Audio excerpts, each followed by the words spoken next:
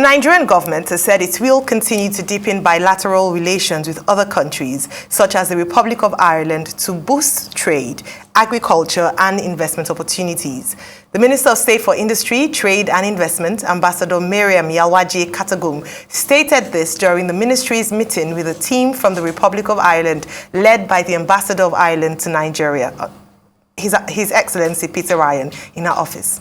According to her, various policies and programs, such as the formulation of trade policy, investment policy, and auto policy, among others, have been put in place by her ministry to facilitate bilateral trade and investment in the country.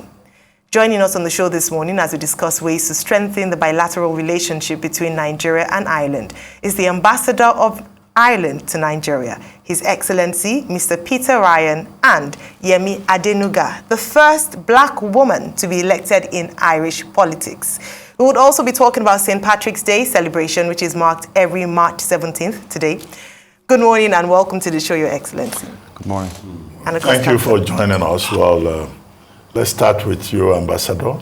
I see that you brought the bow shamrock, which is a symbol, but where is the corned beef and the cabbage and the beer? Sure. And I see you are wearing blue, the original color, combining it with green, but this is not complete. Corned beef, cabbage. Well, maybe that's on the way later, Maybe that's on the way later. But tell us about St. Patrick's. It's wonderful to be here. It's a great pleasure to be here. We're very fortunate that one of the results, I suppose, of an often difficult history for the Irish people is that we're found in all four corners of the world. And a tradition was begun many years ago by the Irish ambassador to the United States of presenting a bowl of living shamrock, seeded in Ireland, grown in the United States, to the US president. So today, President Biden will receive that bowl at the White House. And I thought it was nice to bring you a handmade bowl, handmade in Galway, on the west, on the Atlantic shore of Ireland, and with shamrock that's been grown here in Nigeria. And it's a symbol of the friendship, I think, between Ireland and Nigeria. And it's very important for us, as you know, in our history, that the shamrock signifies St. Patrick and his bringing Christianity to Ireland, and then Ireland in turn bringing Christianity to many places in the world, as teachers, as people who developed health sector facilities here in Nigeria, and we're very proud of that legacy. And today it means lots of things, different things to different people. It's an excuse to dust down your John Millington sing, your W.B. Yeats. It's an excuse to listen to the Cranberries and U2. Bono, you can listen to Bono all the time, and it's an excuse to reconnect with those Irish connections. And we're really fortunate in Nigeria, the powerhouse of Africa, that we have such a fantastic long-standing relationship. Very fortunate. Great. Can we touch upon it? Yes, indeed you can. That's it. Around. This is great. Thank you very much. Great friendship. Thank you. There you go. Good. Yes. Well, Yemi, you are sitting there. I think we're good in a second, right in the center. Good. Touched it already. So my question would be to you, Councillor Yemi Adenuga, excited to be speaking to the first black woman who's taking public office in Ireland. This you were elected in 2019. Yes. And of course the headlines were very, very sensational. Reality star becomes first black woman. Excited. And His Excellency talked about the friendship between Nigeria and Ireland. What is the Nigerian community in Ireland like? It's brilliant to hear that a migrant community can emerge as an elected official in Ireland. So it would be great to hear that in terms of what the relationship between Ireland and Nigeria is, especially for the diasporan community in Ireland. Well, thank you very much, and happy St. Patrick's Day to everyone out there. The relationship is thriving, and I suppose one of the reasons we're constantly talking about it is to make the bond even stronger and to ensure that there's even bigger trade between Ireland and Nigeria.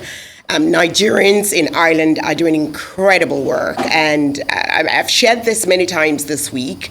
And when you think of it, and the reality of it is that today in Ireland, the fastest man on track in sports, the fastest Irish man on track in sports is a Nigerian.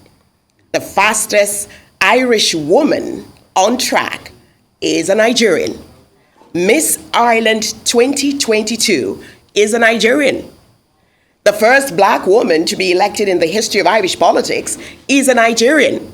So if that doesn't tell you that Nigerians are thriving in Ireland, I don't know what will. And we're building a stronger bond as well as a community, giving back to the Irish community, because Ireland has been generous and kind enough to open its arms to welcome people, Nigerians as well, to the country. You know, Ireland is known for its charity, for its support across the world, AIDS in different parts of the world, and Nigeria has benefited so much from that. You have many missionary schools across Nigeria. So yes, Nigerians are doing incredibly well in the tech, in the health sector. During COVID, a lot of Nigerians who work in the health sector were incredible in supporting people who needed the help at the time. So you find Nigerians in different spheres across Ireland, and we're really proud of them. Right. I mean, I was just really excited about, you chronicling the rich history and the friendship between Nigeria and Ireland. I was excited when you mentioned Bono. By the way, I'm the biggest fan of U2 you could ever meet, Been listening to them since Boy, Joshua's Tree, and all the albums. And it's just been great, the kind of music they churn out there. But I want to talk about these partnerships in terms of tech, and this is for both of you. Ireland has been able to crack the tech sector, to be able to attract all the tech companies to Ireland. And most of the revenue Ireland gets now is from taxes of these tech companies, because they have a flexible tax rate for them. Nigeria is a big ecosystem like that. I mean, what are the partnerships we can have in terms of tech? Because Ireland has become the tech capital of Europe. How can that relationship permeate into Nigeria? Yeah, I think it's a great question. I get asked it all the time since I came here. I came in November, presented credentials in January, and it's one of the questions that I get asked all the time here. And I think one of the things I always say in response is Ireland was, we're in our 101st year of independence. We were an overnight success for 101 years it took. So it's a journey for us. So there were a number of building blocks that were put in place in order to make ourselves attractive for overseas investment. And I think the sort of building blocks are around a stable environment, stable working democracy, a strong education system, a really good talent pool. So 40% of our population is aged under 25. We have quite a global mindset in Ireland. 1 in 5 people in working age in Dublin are now born overseas, like your pal who's working there. And our country is built on partnership. That's been the essence of our journey since independence. That's why we're involved in peacekeeping. That's why we're involved here in Nigeria. That's why we're involved on global levels and the Security Council of the United Nations. That's why we do those things. And it's such a great fit for the tech sector. Because if you're coming into an economy and the people, you're looking for people who've got access to a market, smart people, people who are open-minded, people who are bringing a real diversity of views, perspectives, skills and backgrounds. Ireland is at the heart of that. So we're at the heart of the European Union with 450 million people. We have a language that's 3,000 years old that's in daily use, but we use the English language as our language of business. Now, one of the really interesting things that's happened is the tech sector that's emerged in Ireland now in the Irish language and in the movie sector and in the creative sector. And one of the things that we can do, quite honestly, is just to get to know each other more in these sectors.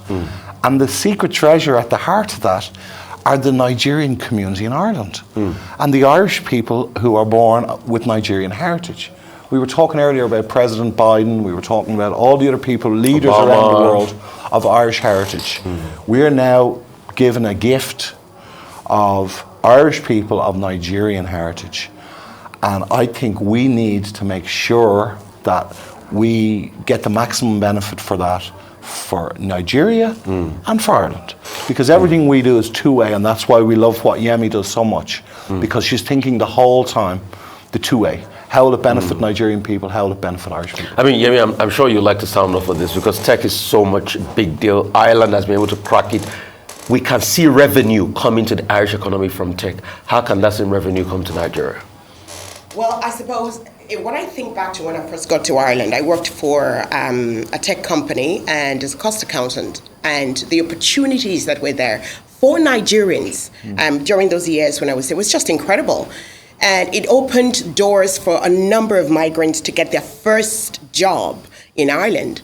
I believe strongly part of what we need to do is first to strengthen the friendship between both countries. Secondly, one of the things we're trying to do, myself, the ambassador, a team of advisories, is to bring a connection between industries. So, say, for example, the trade fair we're looking at doing is to enable counterparts meet and exchange ideas, exchange best practices. We can create that platform and then let them take it away. Exchange business possibilities, collaborate.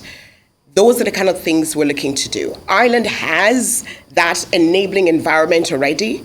We have loads of thriving Nigerians in Ireland. We can bring them to Nigeria, have an exchange, and enable them be part of what is happening across the globe today. And bring businesses, some of the businesses that are already established in Ireland, bring them as well to Nigeria to see possibilities.